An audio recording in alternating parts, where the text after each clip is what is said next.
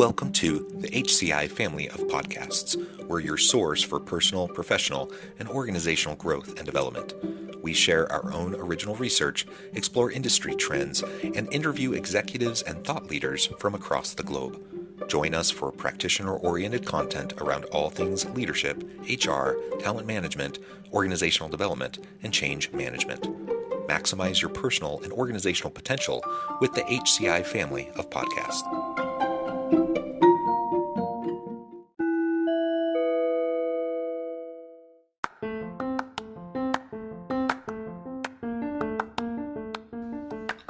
Welcome to the podcast. In this podcast episode, I talk with Cara McNulty about CVS Health's Suicide Prevention Month campaign of 2023.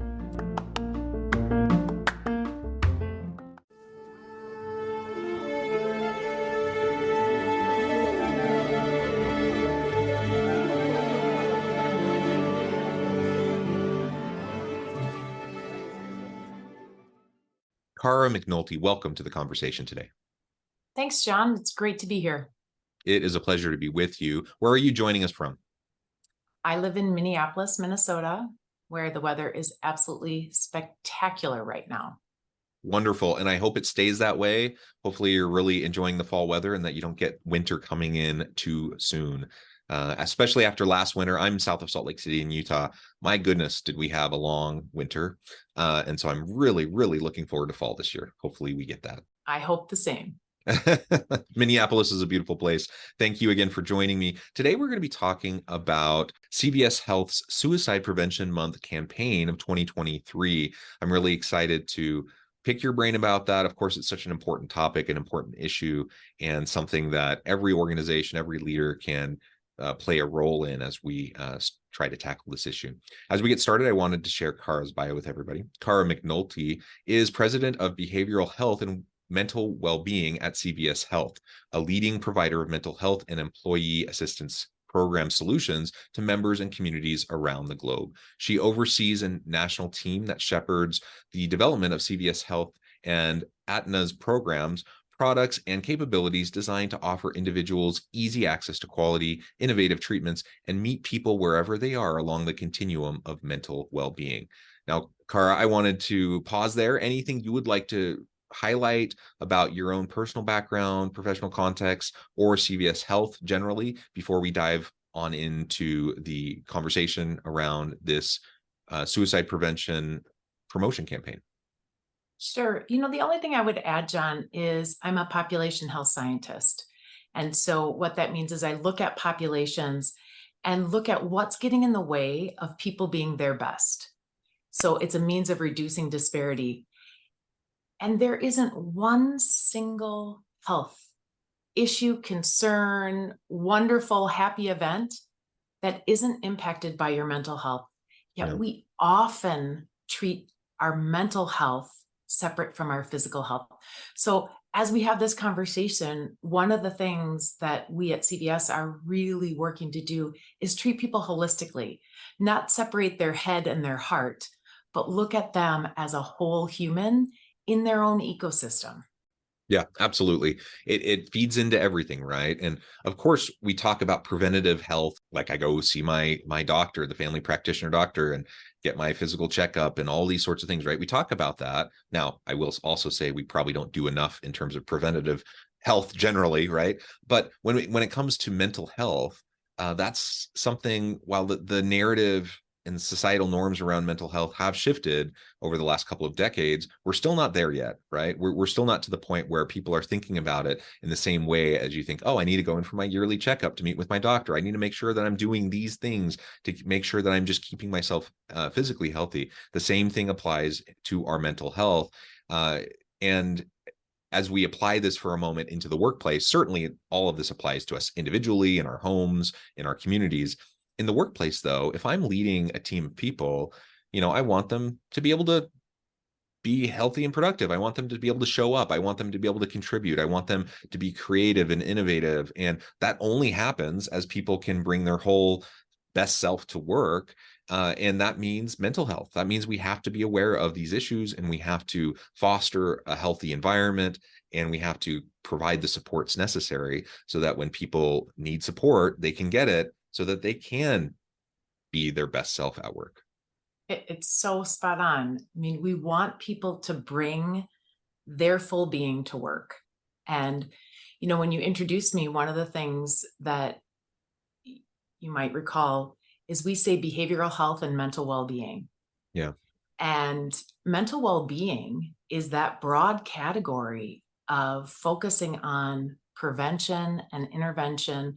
And just like preventative care, we get our colonoscopies, we get our mammographies, Right. we get our teeth cleaned, etc.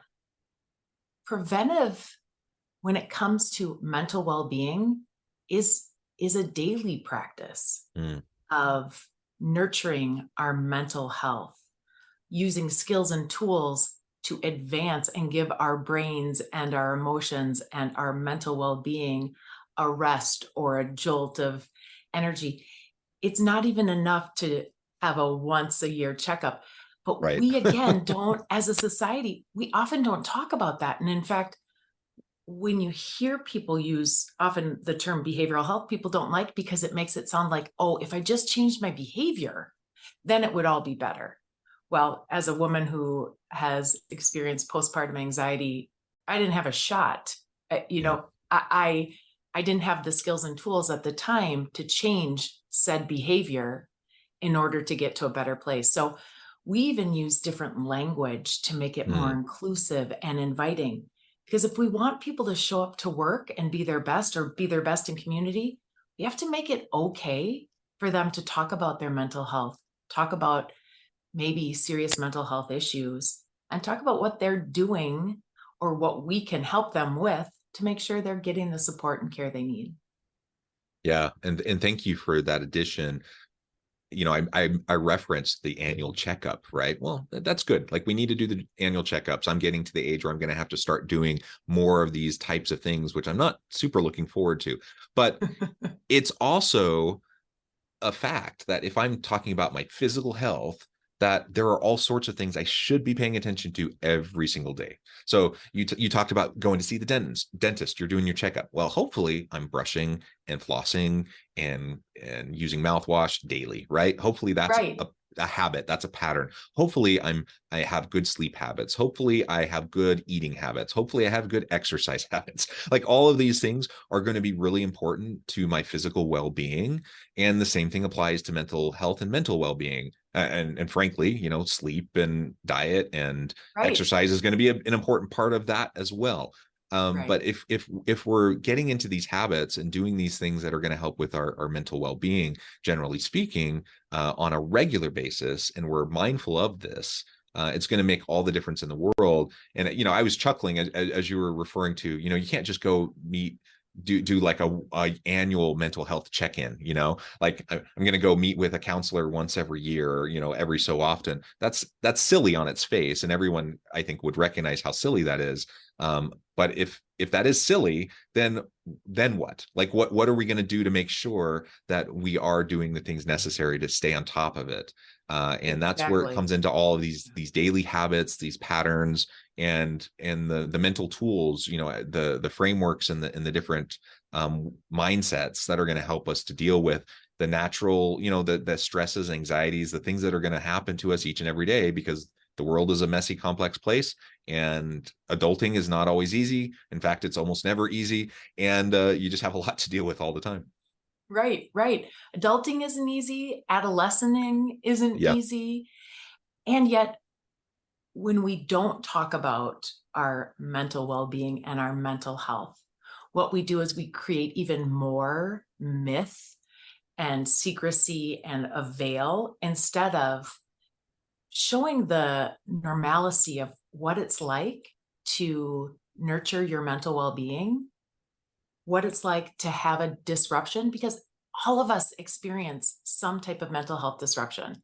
Yeah. It doesn't mean it's going to be a mental health illness, but it doesn't mean if you have a mental health illness, let's say depression, anxiety, complex anxiety, schizophrenia, bipolar, that you're broken or that you're less than. Yeah. You have a chronic condition. we don't say to people who have diabetes or hypertension that they are less than. And so really how we support people in understanding that, some people will have mental illness. Everyone will have some kind of mental health disruption, stress, anxiety, grief, loss, but how we deal with it, how we work to engage so it doesn't have to seem so foreign. Yeah. Those are the important things. And even talking about counseling and therapy. I mean, counseling and therapy doesn't have to be like, oh, we should whisper, I'm going to counseling. Right. It's like cleaning your house. That great feeling when your house is out of order and you clean it and it just feels good. You feel like you have things in order. That's what counseling and therapy often feels like. It's hard to get started, but once you do it, you feel fantastic, usually. Yeah. Wonderful. All right. Well, let's go ahead and dive on into some more of the specifics around CVS Health's Suicide Prevention Month campaign. I think it's wonderful that this is an emphasis and that you're making this contribution. Walk us through a little bit about what this looks like, what you've done in the past, and what this is looking like this year. Sure. So, September is National Suicide Month, Suicide Prevention Month. And we highlight this campaign in September, but we are diligently working on this every day, 365. So although we're highlighting in September, we're always working on this. And what we are doing is looking to remove the myths and the barriers and normalize the importance of your whole health, meaning your mental and your physical. And by doing that, we are addressing issues that are prevalent amongst all of us. 9 out of 10 Americans are concerned about mental health, whether it's their own or someone in their family or in their community. And they think we should be talking about it. We should be providing services. But only a third of us know where to go to get services, what to ask for, how to talk to someone. So the needs are high, but our muscle, our skill on finding resources is lower. And that's not a surprise because it's a complex system. So we're also working to provide education, services, clinical care, and resources to democratize access to quality care. And not when people are in crisis. We do that anyways, but prior. So our campaign really focuses on what are the trends we're seeing. So what are we seeing happening? Unfortunately, suicide had been on a decrease, and suicide has, since 2020, started to rise again. At that time, we as a company made a commitment. We believe that suicide is preventable in most cases. And so we said, what can we do as a healthcare company? And we said, we are going to put a line in the sand and we're going to hold ourselves accountable that by serving our Aetna members, which is part of CVS, our insured commercial members, we're going to reduce suicide attempts 20% by 2025. I will tell you, John, what that took was revamping everything we were doing when we were meeting the needs of our members. That means not waiting for someone in crisis. It means providing early upfront screenings, whether you're calling in because you can't find your medical card or you are looking for support because you have a new cancer diagnosis. We're doing a quick assessment called the PHQ-2. And if someone flags for potentially having suicide ideation or suicide ideality, we're then giving a fuller assessment. So we changed how we're interacting with people. We changed how we are messaging, again, getting that messaging up front, not waiting till people are in crisis. So whether you're getting care for you just found out you're pregnant and you're having a baby. We know that comes with stress. We know that comes with maybe some sleepless nights or anxiety. Getting up front, talking about your mental health right away, whether it's a new cancer diagnosis, we know that depression and a cancer diagnosis go together. So getting up front. And then last, we have deployed a whole host of interventions that really support people to address their mental health up front, to interact with them if they have had a suicide attempt or are flagging clinically for suicide ideation, and or if they've been discharged from a facility where they had an attempt and now are, thankfully it wasn't a follow through, and they're going home. So what we can do to support them. So we're really looking at it from all avenues to make sure we're meeting people where they're at, and also normalizing that you don't have to do this alone. No one has to do this alone. I appreciate you approaching this from a multifaceted, multi-pronged approach, right? Kind of holistically taking a step back, looking at what are we currently doing, what's working, what can we tweak, what can we adjust to take away barriers, to make sure that we're being more proactive and preventative rather than reactive and responsive, in a crisis mode. I'm wondering if you could speak to kind of the access to services question, because I know that's one that I hear a lot about.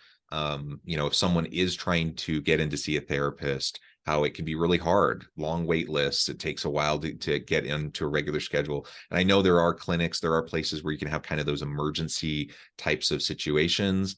There are suicide hotlines. There are those sorts of things. I'm wondering, how you're approaching trying to tackleize that, the services and the resource piece.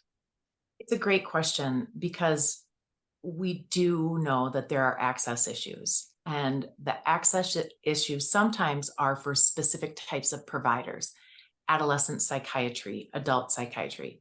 But even before that, one of the most important things we need to do is help people to understand how to get support before things are in a crisis situation. Like, what's your plan?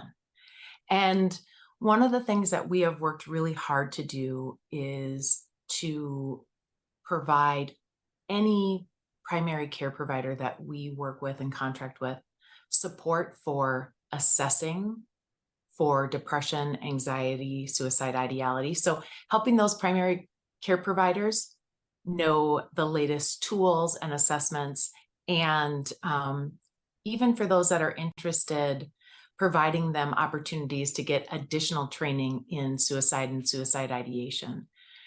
Primary care providers often say, gosh, I learned this, but it was 15 years ago and so much has changed. So we do a lot of education with primary care providers, because primary care providers are often seeing people first. So that's one thing.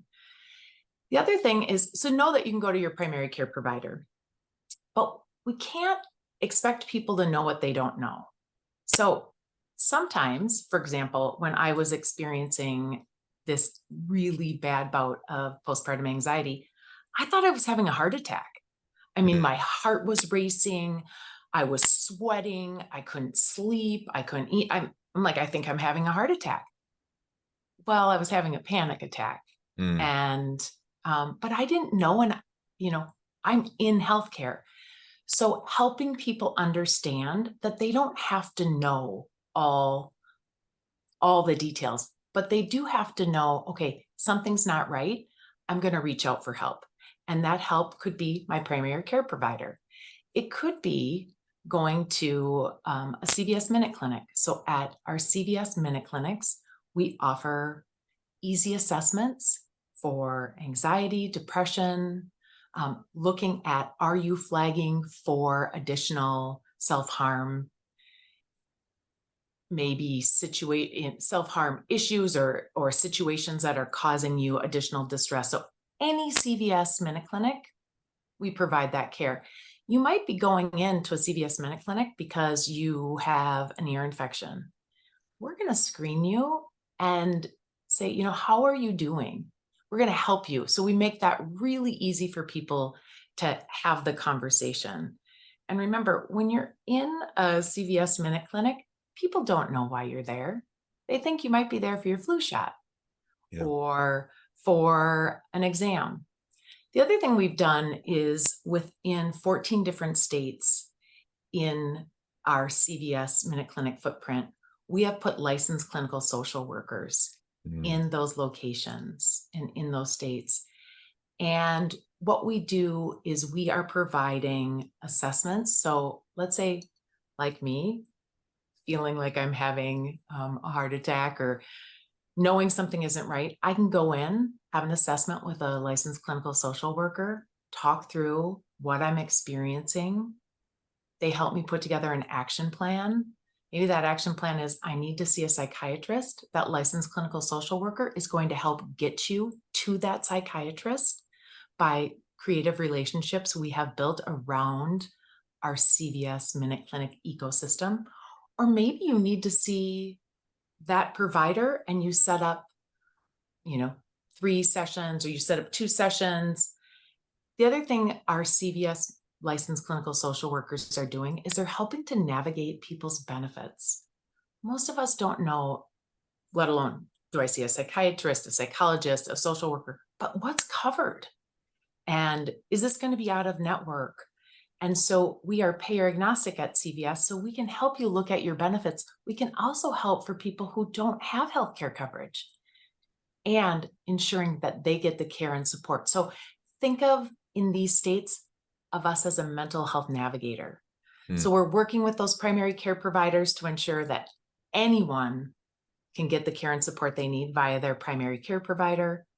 We're educating those primary care providers, and then we're working within our own ecosystem.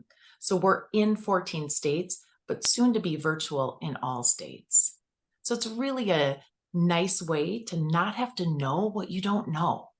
And that's really important in mental health. Well, Cara, this has just been a really great conversation. I know we've only scratched the surface of this really complex, challenging, and important topic, but I appreciate you taking time out of your busy day to come and talk with me and the audience about this. And hopefully we can all help to spread the word around Suicide Prevention Month and help to better support those on our teams and our organizations, but also those in our personal lives. Before we wrap things up for today, I just wanted to give you a chance to share with the audience how they can connect with you, find out more about your work, your team, the services that you're providing, and then provide us the final word on the topic for today. Sure. So really important for people to know that they aren't alone. Our health is contiguous. So my health impacts my family's health impacts me. And we all care deeply about one another. So know that at cvshealth.com, we have assessment tools, free guides for parents, for teachers, for caregivers, for adolescents on understanding suicide, anxiety, depression, serious mental illness. We offer trainings and resources, all free on that site. So really important. You can follow me on Instagram at Cara McNulty, or reach out to me through cvshealth.com. And probably the biggest takeaway I would ask people to think about is you do not have to do this alone. Having mental health disruption, having mental health issues is normal. It's a normal part of our life, and it's what makes us who we are. And so knowing you do not have to do this alone, we at CVS Health are here to help you. Primary care providers are here to help you. There are hotlines, our local minute clinics. And again, you don't have to wait. You don't have to do this alone. Well said. Thank you so much, Cara. It's been a real pleasure. I encourage the audience to reach out, get connected, find out more about what Cara can do for you. And as always, I hope everyone can stay healthy and safe, that you can find meaning and purpose at work each and every day. And I hope you all have a great week.